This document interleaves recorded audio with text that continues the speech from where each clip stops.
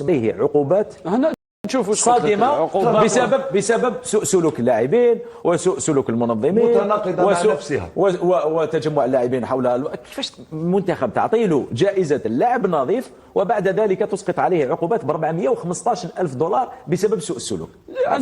لأنه كما قلت لك قبل قليل من اتخذ القرار ليس الاتحاد الإفريقي لكرة القدم، وهو واضح مثل ما حدث دائما جمهوري فار توجور لافات. انا اقول لك اسمح لي ميدو، اذا كانت مطالبه بسحب شيء ما هو سحب جائزه اللاعب النظيف من المنتخب المغربي او سحب هذه العقوبات من المنتخب المغربي، شيئان ضدان لا يجتمعان. تعطي له جائزه اللاعب النظيف وتعاقبه ب 415 الف دولار بسبب سوء السلوك.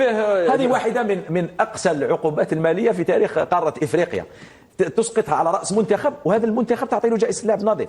لا، لازم الآن يجتمعوا قاليا تركوا جائزة اللاعب النظيف للمنتخب المغربي، وهذا المنتخب كان لاعبه نظيفا طيلة الدورة ونمنحه هذه الجائزة وننزع عنه هذه العقوبات. أما إذا خلاص العقوبات هذه مثبتة ومثبتة وستنفذ، كيف لك أن تترك له جائزة اللاعب النظيف؟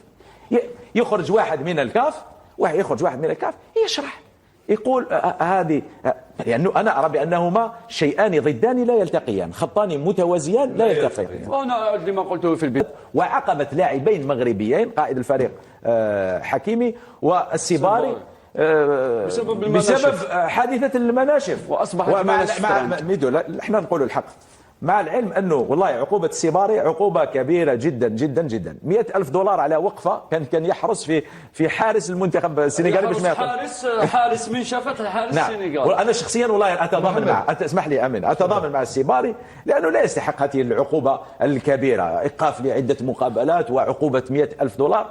وحتى حكيمي ماذا فعل؟ الأنصار، حكيمي لم يفهم حتى ما تعنيه تلك المنشفة. الأنصار طلبوا منه أن يبعد المنشفة فبقي يسأل ماذا تريدون؟ قالوا له المنشفة. قال لهم ماذا تريدون؟ قالوا له المنشفة. أحمل المنشفة ورماها للأنصار، عاقبوه بمباراتين مع وحدة وقف التنفيذ، رماها مور البانو بيبليسيتير من بانو الأنصار، زائد عقوبة مالية.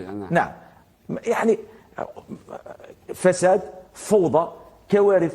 هذه الكاف والله كما مثل ما قال الامين يجب ان تقتلع من جذورها ويعاد بناءها. صح، باش تقتلع واش لازم؟ نعم، لو كان الافارقه والمغاربه كان ما يجتمعوش وما يديروش انتخابات كما يقول لك سحب الثقه الموتسيبي، ما تقدرش تروح بعيد. المشكله في موتسيبي فقط، المشكله في اللوبيات، المشكله في خفافيش الضلال. لا بصح واش عليه محمد، بصح كي تنحي زوج ريصان تنحيهم اليوم واللي يجي الافارقه كاع يفوتيو على الناس اللي تكون محترمه، باسكو كاين دي زاربيت داروا مقابلات اللي نحاوهم محمد اللي ما يمشيوش، كاين حكام اللي يمشيوا لهم ما يقدروش ينحيوهم. بالله عليك يا عودي، كيف لرئيس لجنه التحكيم ان يترك كل هذه المجازر التحكيميه وهذا الجدل التحكيمي الكبير في كاس افريقيا وتلك الاخطاء وهذا الحديث الذي اصبح حديث الصحافه العالميه ويذهب ليبرر فعله حاملي الكرات حول فضيحة المناشف؟ يعني أمر لا يتقبله عقل. شوف الأخ محمد، ils veulent orienter l'opinion publique، يعني توجيه الرأي العام إلى شيء آخر، ولكن الرأي العام خلاص محمد، احنا شفنا كل شيء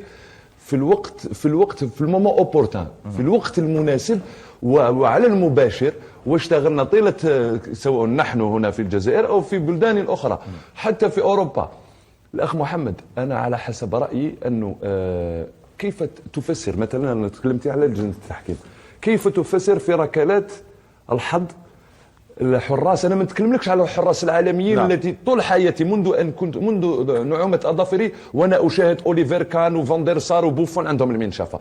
كيف تفسر مؤخرا ابو جبل في كاس افريقيا التي اين تصدى الى كل ركلات الحظ وهو يقرا على الزجاجه نورمالمون؟ هنا تقول لي هذا لا يمس القانون. بارك الله، صحيح او لا؟ صح. ولكن انت تشوف، انت توريه القمر وهو يشوف لك في اصبعك. والله انا عباك عيب وعار، عباك الحقنا لواحد الدرجه اخي محمد، انا استحي لما اشوف كوني افريقي وادافع افريقيا وكوني في بلد ينتمي الى افريقيا. انا استحي من اشياء مماثله. نعم، مثال اخر ميدو عن